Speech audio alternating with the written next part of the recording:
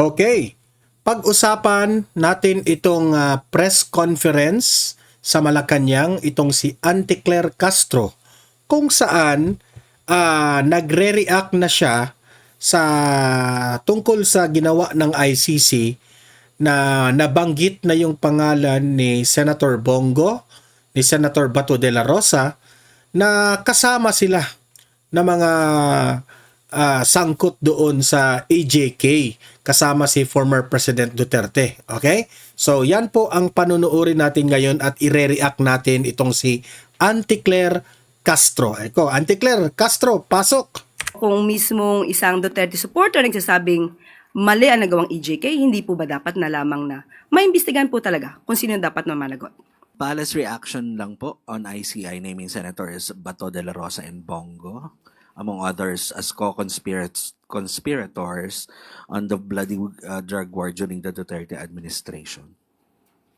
And pwede po ba itong dumaan sa local courts, ang arrest warrant, if Interpol ang magpapatay? Again, yung una niyong pong tanong Reaction lang po. regarding sa pagsama ng pangalan nila? Yes po. Okay. Kung ito naman ay legal process na nanggagaling po sa ICC, hindi naman po natin ito maaaring pakialaman dahil ang kasong yan ay naisampa noon pa, 2017 at hindi pa po Pangulo, si Pangulo Marcos Jr. Kasi kalaban ninyo. Hindi nyo pakikialaman, hindi man lang ninyo tulungan. Kasi kalaban man ninyo. Kung tutuusin, yung ICC na yan, mga dayuhan yan. Wala silang karapatan dito para hulihin ang mga Pilipino dito sa bansa natin. Pero ang problema ng Marcos administration, yung amo mong bangag, wala siyang ginagawa dito. Kasi nagbe-benefit sa kanya. Alam naman po natin, to silence Bongo, to silence Bato de la Rosa, malaki po ang kawalan if itong dalawang mga senador na ito ay mawawala. Malaking kawawalan ito. Why? Kasi sa butuhan po ng impeachment complaint laban kay BP Sara, kung matutuloy ba ang impeachment trial dyan sa Senado, mababawasan ang boto ng dalawa. Diba? Pero alam ko naman na di umano yan ang mga komentaryo ng taong bayan na itong administrasyong ito, di umano, tinulungan pa ang ICC para hulihin itong mga kalaban nila sa politika. Diba? Yan ang paniniwala ng halos lahat ng mga Pilipino ngayon. Pwera na sa mga bangag at sa mga dilawan. So kung dadaan sa proseso, yan naman po ang nais ng pamahalang ito. Ang ginagawa ng pamahalang ito ay dumadaan lahat sa proseso. Ma'am, kung idadaan sa kung hindi na dumaan sa local courts and yung arrest warrant, kasi Interpol po ang magpapatupad. Is it possible? Nagawa na po before. At ang sinunod po ay ang batas na umiiral sa ating bansa at nakipag-coordinate po ang ating pamahalaan sa Interpol. Kaya po naipadala ang dating Pangulong Duterte sa The Hague. Will this result sa isa na namang kaguluhan ng mga supporters once may warrant na at handa ba ang gobyernong ipatupad ang warrant? Kinakailangan po bang magkagulo? Kung ang pagsisilbi po nito, ang sisilbihan ay ang hustisya. Ang pagsisilbi ng hustisya ay hindi naman po dapat na maging daan upang kampihan ang iilan o kakampihan ang ilang mga nasasangkot sa nasabing criminal complaint. At even before, ang kanila mismong kaalyado, walang iba kundi si Mayor Magalong, ang nagsabi mismo na mayroong mali sa execution sa EJK. Si Mayor Magalong na nagsilbing Oversight Committee Head. Inano mo pa, pinagbibintangan mo pa si Magalong na kaalyado yan ng mga Duterte? Hello! Fake news ka. Hindi po kaalyado. Si Magalong, kaalyado nyo yan. Anong ginawa ni Magalong doon sa Mindanao? Na nag-inspection sila kasama yung full force nilang DPWH sila Vince Dizon. Kaalyado nyo yun. Hindi nyo kaalyado, hindi namin kaalyado yan si Magalong. Dati na-appreciate namin yan. Pero yung plastic na kalbo na yan, wala kaming pakialam dyan. Oh. Kasi ano rin yan si Magalong eh. Sakay rin sa issue eh. Pabida-bida rin eh. Ang umamin na maraming naging patayan na hindi nararapat. At ang ibang nasa listahan ay mga political rivalry, di umano. At ito ay maling-mali. So, kung mismong isang Duterte supporter nagsasabing mali ang nagawang EJK, hindi po ba dapat na lamang na maimbestigahan po talaga kung sino dapat na managot? And last na lang po, do you have a message sa mga supporters ng nila Senator Bongo, Senator Bato, para hindi na magkagulo at magkaroon ng kaguluhan? Hindi po dapat i-encourage ni Numan na magkagulo kung nagsisilbi lamang po ng valid warrant of arrest. Muli, ang kaso na isinampa, kung meron naman pong batayan, ay dapat lamang po madinggin. Para malaman natin, pareho naman po ito magiging hustisya sa dalawang panig. Iyan ang mali mo, Auntie Claire. Bakit naman tayo makipag-cooperate dyan sa ICC na yan na hindi naman tayo miyembro?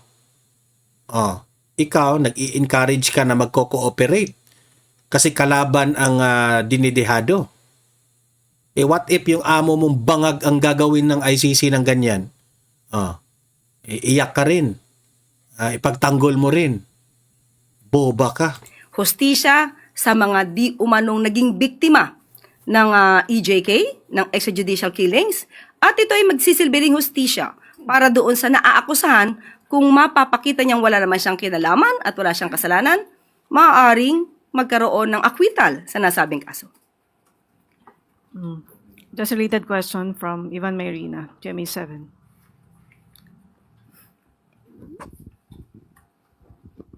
Yusek, good afternoon. Naninindigan po ba ang palasyo na walang jurisdiction ng ICC sa Pilipinas? Magandang tanong yan. Di ba? Kasi wala. Dati nang sinabi ni BBM, walang jurisdiction ng ICC dito. Tingnan natin ang sagot ng Auntie-Claire ninyo. Naninindigan ba ang Ang palasyo, na ang walang gobyerno. jurisdiction sa ang ICC sa Pilipinas sa ngayon? Boba talaga. Pero iba po ang pinag-uusapan kung ang mga nakomit na di umanong crime ay naganap nung meron pang jurisdiction ng ICC. Na-commit na crime during the time ng ICC. Ang tanong, pero walang kaso. Unless kung merong nag-file na kaso sa ICC during that time na miyembro pa tayo. Wala eh. Di ba? Let us say, totoo na merong ginurgor si Digong na mga jadik that will fall to crime against humanity. Let us say, given for the sake of argument. Ang tanong, nung panahon ng EJK na miyembro ang Pilipinas sa ICC, meron bang nag-file ng kaso sa ICC? Wala. Noong hindi na tayo miyembro ng ICC, saka bumulusok yung mga reklamo na yan doon sa ICC. Yan ang argumento hanggang ngayon. So walang karapatan para hulihin nila si Duterte kasi huli na nilang pinaila ng kaso si Duterte sa ICC. Huli na. Hindi na tayo miyembro. Utak mo talaga, Auntie Claire. Kala ko, abogado ka. So, makikipagtulungan tayo sa Interpol but not with the ICC in the same way that we cooperated with the Interpol during the arrest of the former president. Ganun po mangyayari. Yun po ang nangyari before at yan din po ang mangyayari ngayon. Ma'am, what does the palace say to those current and former officials who may feel the need to go into hiding after being named as co-perpetrators of the crimes against humanity? Si Senador Bato po, matagal nang hindi lumulutang. Yung iba ho kaya, baka maisip nila na ganun din ang gawin nila. What do you have to say to them? Unang-una, kung kayo magtatago, ano bang ibig sabihin yan? Kayo ba'y may kasalanan? Tinatago nyo para hindi po kayo madinig at ma-escape kayo or ma-evade the liability of what you had done? So, hindi po kinakailangan magtago kung alam po nila na sila'y walang kasalanan, humarap sila at maging matapang Bobo talaga. sa mga maaaring proseso. Ang panghuli. Okay, ako magre-react ako doon. Kasi yun ang pinakapunto dito sa balita na yan eh. Alam mo, Auntie Claire, si Senator Bato de la Rosa, nagtatago yan. Kasi nafe-feel niya na ang administrasyon nakipagtulungan dyan sa ICC para hulihin siya. That's analysis natin. Kaya nagtatago si Bato. Kung sasabihin mo na kung talagang wala kang kasalanan, ayaw mong magtago, syempre, tingnan nyo na ang nangyari kay Duterte. Walang kasalanan yung tao, kinulong pa rin. Syempre si Bato, magtago talaga yan. Kasi walang kasalanan si Bato eh. At alam ni Bato na mapareho siya ni Tatay Digong.